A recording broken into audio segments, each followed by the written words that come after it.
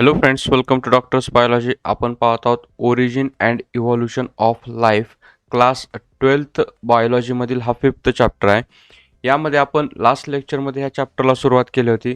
त्यामध्ये आपण इव्हॉल्युशन म्हणजे काय याचं थोडंफार इंट्रोडक्शन पाहिलं होतं आणि modern synthetic theory of evolution हा पॉईंट आपण सुरू केला होता.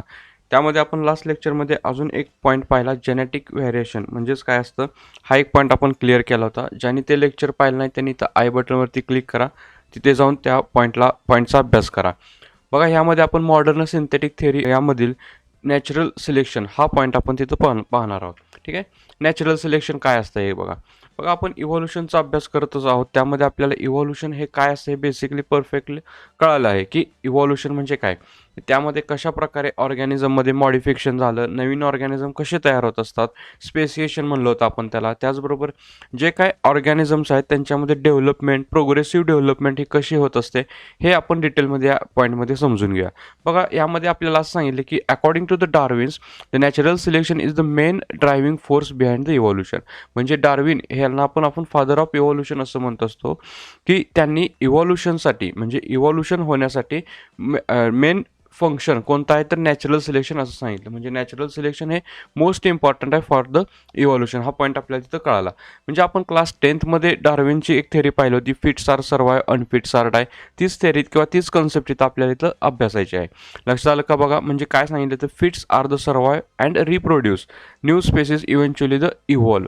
म्हणजे ह्यामध्ये काय लक्षात घ्यायचं आहे की इव्हॉल्युशन होत असताना की जे ऑर्गॅनिझम नॅचरली किंवा एन्व्हायरमेंटली कोणत्याही कंडिशनमध्ये ॲडॅप्ट होत असतात. ओके, म्हणजे एन्व्हायरमेंटमध्ये कोणतीही कंडिशन असू द्या, त्या कंडिशनमध्ये ॲडॉप्ट होतात, त्याच ऑर्गॅनिझम आपण फिट म्हणतोय त्यांना. म्हणजेच त्यांना म्हणतो आपण फिटेस्ट ऑर्गॅनिझम. ओके, फिटेस्ट लक्षात आलं का? की जे ऑर्गॅनिझम एन्व्हायरमेंटच्या कोणत्याही कंडिशनमध्ये सर्वाईव्ह राहू शकतात. ओके, त्या ऑर्गॅनिझमला आपण फिट ऑर्गॅनिझम म्हणतो. आणि ते बाकीचे जे काय फर्निश होतात किंवा जे काय ऑर्गॅनिझम फिट नाहीत, this organisms are died and they cannot be evolve. म्हणजे आपल्याला इथं पॉईंट काय लक्षात ठेवला की जे ऑर्गॅनिझम फिट आहेत तेच सर्वाईव्ह होणार आहेत आणि तेच ऑर्गॅनिझम रिप्रोड्यूस करणार आहेत आणि त्यांच्यापासून नवीन स्पेसिस होणार आहेत आणि त्यालाच आपण इव्हॉल्युशन म्हणतोय. कळलं? म्हणजे लक्षात घ्या की पॉईंट हा नॅचरल सिलेक्शनमध्ये काय इम्पॉर्टंट आहे तर फिटेस्ट म्हणजेच काय की ऑर्गॅनिझम हा फिट झाला पाहिजे according to the any condition of the एन्व्हायरमेंटमध्ये किंवा सराउंडिंग कोणत्याही चेंजेस होऊ दे, त्या चेंजेसमध्ये तो ऑर्गॅनिझम राहायला पाहिजे. त्याला काय म्हणतो आपण? Natural selection. आणि ह्याच्यामध्ये अजून काय असणार आहे? The selection against the harmful mutation. म्हणजे त्या बॉडीमध्ये त्या ऑर्गॅनिझमच्या कोणतेही हार्मफुल म्युटेशन झालं तर त्यामध्ये पण तो ऑर्गॅनिझम सर्वाईव्ह राहायला पाहिजे. म्हणजे त्यांच्यातलं जे काय म्युटेशन झालेला किंवा जे काय हार्मफुल म्युटेशन आहे त्यामधून पण तो ऑर्गॅनिझम इव्हॉल्व झाला पाहिजे. त्याला आपण नॅचरल सिलेक्शन असं म्हणलं जातं. ठीक आहे. बघा, आता ओव्हरऑल काय सांगितलं बघा, natural selection is the process by which the better adaptment of adapted organisms growth. म्हणजे ऑर्गॅनिझममध्ये ॲडॅप्टेशन झालं. कसलं झालं? Better adaptment. म्हणजे ऑर्गॅनिझममध्ये ॲडॅप्टेशन दिसलं according to the surrounding changes.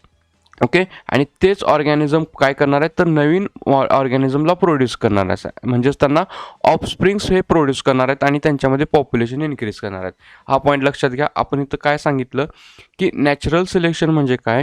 Is the process by which the better adapted organism. म्हणजे जे ऑर्गॅनिझम बेटर ॲडॅप्ट झालेत. ओके, ॲडॅप्ट म्हणजे काय की सराउंडिंग एन्व्हायरमेंटमध्ये कोणतेही चेंजेस होत्या की त्या चेंजेसमध्ये ते सर्वायवल राहिलेत आणि तेच ऑर्गॅनिझम ग्रोथ होणार आहेत, त्याचबरोबर नवीन ऑफस्प्रिंगला प्रोड्यूस करणार आहेत.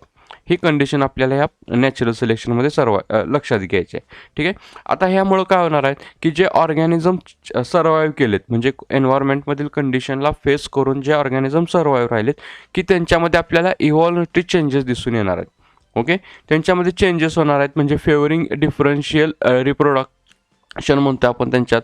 म्हणजे त्यांच्यामध्ये जे काय इम्पॉर्टंट असं किंवा बॉडीसाठी किंवा त्या सराउंडिंग एन्व्हायरमेंटमध्ये सर्वाईव्ह राहण्यासाठी जे काय चेंजेस होणार आहेत ते चेंजेस त्यांच्यामध्ये डेव्हलप होणार आहेत. ओके, आणि हे त्यांचे जीन जे काय नेक्स्ट जनरेशनमध्ये कॅरी होणार आहे आणि ते ऑर्गॅनिझम किंवा ती पॉप्युलेशन आपण सर्वाईव्ह झाली असे म्हणत असतोय. कळलं का? म्हणजे ह्या नॅचरल सिलेक्शनमध्ये आपल्याला काय लक्षात घ्यायचं आहे की surrounding environment it's affects on the animal. Okay, म्हणजे ऑर्गॅनिझमच्या इव्हॉल्युशनसाठी सराउंडिंग एन्व्हायरमेंट पण हे इम्पॉर्टंट आहे की जे एन्व्हायरमेंट त्या ऑर्गॅनिझमवरती काहीतरी अफेक्ट करतं आहे आणि ते इफेक्ट ते इफेक्ट त्या ऑर्गॅनिझममध्ये शो झाले पाहिजे आणि त्या इफेक्टवरून त्या ऑर्गॅनिझममध्ये काहीतरी मॉडिफिकेशन झालं पाहिजे. ठीक आहे, म्हणजे तो ऑर्गॅनिझम फिट झाला पाहिजे. म्हणूनच त्याला आपण नॅचरल सिलेक्शन म्हणतोय. म्हणजे नॅचरल सिलेक्शन काय कन्सेप्ट आहे की ऑर्गॅनिझममध्ये नॅचरली चेंजेस झालेत किंवा त्यांना नेचरनी सिलेक्ट केले फॉर द सर्वायवल.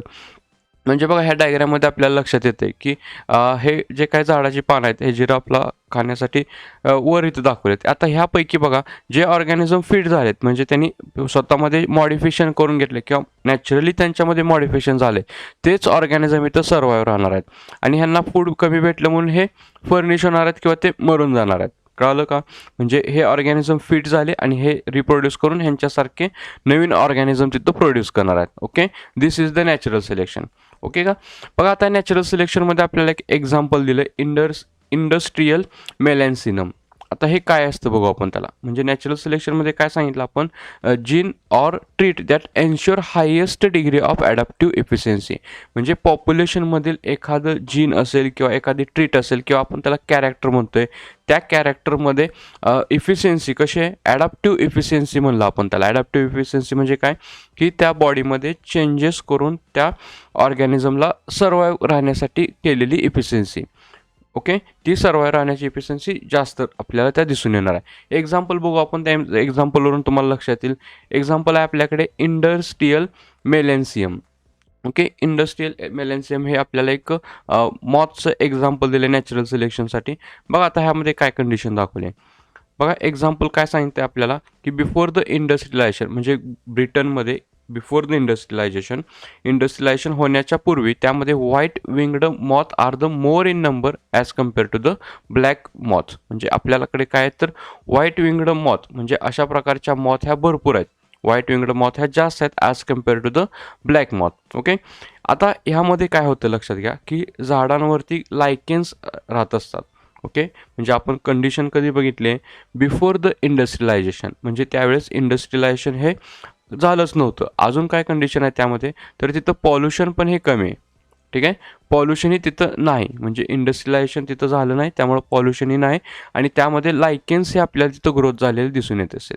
ठीक आहे, हे बघा व्हाईट कलरचे जे काय ट्री बार्कवरती आपल्याला दिसत ते लायकेन्स आहेत असं कन्सिडर करा. This are the lichens. Okay, आणि आपल्याला लायकेन्स माहीत आहेत, this are the pollution indicator. Okay, or sensitive to the pollution.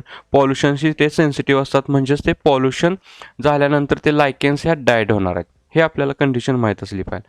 म्हणजे काय सांगितलं होतं, before the industrialisation the white winged moths are more in number than black winged. म्हणजे असं का होत होतं, कारण का ज्या काय व्हाईट विंगड मॉथ होत्या, म्हणजे ह्या ज्या काय व्हाईट विंगड मॉथ आहेत त्या ह्या लायकेन्सवरती कॅम्फ्लेज होत होत्या. म्हणजेच काय होत होत्या, त्या हाईड होत होत्या. म्हणजे ह्या व्हाईट मॉथ कशा आहेत, नॉक्टर्नल आहेत. त्या नाईट टाईमला त्या ॲक्टिवेट असतात आणि डे टाईमला त्या ह्या झाडावरती लपून बसलेल्या असतात. म्हणजे त्याला म्हणतो आपण कॅमोफ्लॅज्ड. कॅमोफ्लॅज्ड म्हणजे काय, हाइंड इन द बॅकग्राऊंड.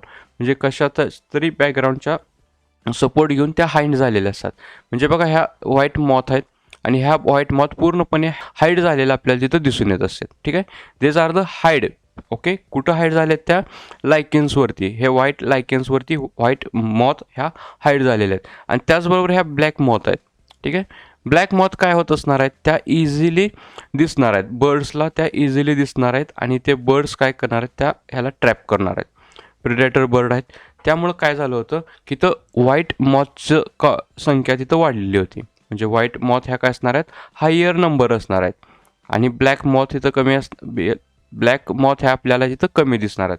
का ते लक्षात आलं तुमच्या, because they moth are camouflaged behind the lichens. म्हणजे लायकेन्सवरती त्या लपून बसलेल्या असतात. आता काय झालं तर आफ्टर द इंडस्ट्रियलायझेशन, म्हणजे इंडस्ट्रियलायझेशन झाल्यानंतर तिथं काय झालं, पॉल्युशन हे इन्क्रीज झालं. ठीक आहे, पॉल्युशन हे इन्क्रीज झालं. पॉल्युशन इन्क्रीज झाल्यामुळं काय झालं तर त्या ज्या काय लायकेन्स होत्या बघा, लायकेन्स ह्या डायड झाल्या किंवा डेड झाल्या आणि त्या पॉल्युशनमुळे जे काय सूट पार्टिकल आहेत किंवा स्मोक आहेत, त्या स्मोकमुळं त्या झाडाचं जे काय ट्रीचं जे काय खोड आहेत ते काय झालं, पूर्णपणे ब्लॅक झालेत. ठीक आहे, ब्लॅक झालं, त्यांचा कलर हा ब्लॅक झाला किंवा तिथं पॉल्युशनमुळे लायकेन्स ह्या डेड झाल्या आणि तिथलं व्हाईट लायकेन्स ह्या निघून गेलेत. आता काय होणार आहे ह्या कंडिशन वेळेस, त्या कंडिशनमध्ये आपल्याला उलटं झालेलं दिसून येणार आहे. म्हणजे आता ह्या इथं बघा, ह्या ज्या काय ब्लॅक मॉथ होत्या, ठीक आहे, ब्लॅक मॉथ हे आपल्याला अनऑब्झर्वेबल झालेत तिथं, ठीक आहे, as compare to the white. ठीक आहे, बघा ह्या व्हाईट मॉथ आपल्याला इझिली ऑब्झर्व होणार आहेत प्रिडेटर बर्डला. ओके, बर्ड त्या व्हाईट मॉथला इझिली कॅप्चर करू शकणार आता ह्या कंडिशन वेळेस, आणि ब्लॅक मॉथला ते ऑब्झर्व करू शकत नाहीत. ठीक आहे, म्हणजे ब्लॅक मॉथ काय झाल्या तिथं इन्क्रीज झाल्या, आणि व्हाईट मॉथ ह्या, ठीक आहे, व्हाईट मॉथची संख्या तिथं डिक्रीज झाली because of they can be easily observable. अशी कंडिशन आपल्याला तिथं तयार झालेली दिसून येत असते. लक्षात आलं का? काय झालं आता इथं आफ्टर द इंडस्ट्रियलायझेशन, म्हणजे इंडस्ट्रियलायझेशन झाल्यामुळं, इंडस्ट्रीज तयार झाल्यामुळं तिथं एअरमध्ये पॉल्युशन वाढलं. पॉल्युशनमुळं लायकेनची संख्या तिथं डिक्रीज झाली, आणि त्या झाडावरती सूट पार्टिकल म्हणजे ते धूर वगैरे साठून त्या झाडाचं जे काय खोड आहे ते ब्लॅक झालं, आणि ब्लॅक झाल्यामुळं तिथल्या व्हाईट मॉथ ह्या इझिली ऑब्झर्वेबल झाल्या. ठीक आहे, व्हाईट मॉथ ज्या होत्या इझिली ऑब्झर्वेबल झाल्या, आणि त्या प्रिडेटर बर्डनी त्या मॉथला इझिली कॅप्चर केला. ठीक आहे, बर्ड ह्या मॉथला कॅप्चर करणार आहेत, आणि त्यांची संख्या ही आपल्याला कमी करून टाकणार आहेत. कळलं? पण जेव्हा पॉल्युशन झालं नव्हतं, म्हणजे बिफोर इंडस्ट्रियलायझेशन कसं होतं, त्यावेळेस ह्या ज्या काय ब्लॅक मॉथ आहेत त्या ऑब्झर्वेबल होत्या, आणि ब्लॅक मॉथची संख्या तिथं कमी झाली होती. Okay, this is the industrial melanism. लक्षात आलं का? हे अशा प्रकारे नॅचरल सिलेक्शन आहे. म्हणजे आपल्याला तर नॅचरल सिलेक्शनमध्ये ह्या एक्झाम्पलमधून काय लक्षात आलं की सराउंडिंग एन्व्हायरमेंटमुळं किंवा जे काय ऑर्गॅनिझममध्ये फिनोटायपिक ट्रीट्स असणार आहेत त्या चेंजेस झाल्या according to the environmental condition. म्हणजे त्यांच्यामध्ये जे काय फिनोटायपिक कॅरेक्टर आहेत ते कॅरेक्टर त्यांना एन्व्हायरमेंटनुसार चेंज करणं गरजेचं होतं. ठीक आहे, एन्व्हायरमेंटनुसार त्यांनी ॲडॅप्ट झाले असतील तर त्या दोघेही तिथं सर्वाइव्ह झाल्या असत्या. ठीक आहे, म्हणजे आपल्याला इथं नॅचरल सिलेक्शनचं हे एक्झाम्पल आपल्याला दिसून येत असतं. ठीक आहे, बघा हे इंडस्ट्रियल मेलेन्सियम एक आपल्याला नॅचरल सिलेक्शनचं एक्झाम्पल तुम्हाला लक्षात येईल. मग आपल्याला मॉडर्न सिंथेटिक थेरीमध्ये नेक्स्ट पॉईंट बघायचा आहे तो आयसोलेशन. ह्या नॅचरल सिलेक्शन मध्ये तुम्हाला जर काय डाऊट असेल तर लगेच कमेंट करून विचारा. समजला असेल तर सर्व विद्यार्थ्यांपर्यंत हा व्हिडिओ शेअर करा, चॅनलला सबस्क्राईब करा आणि लाईक करा.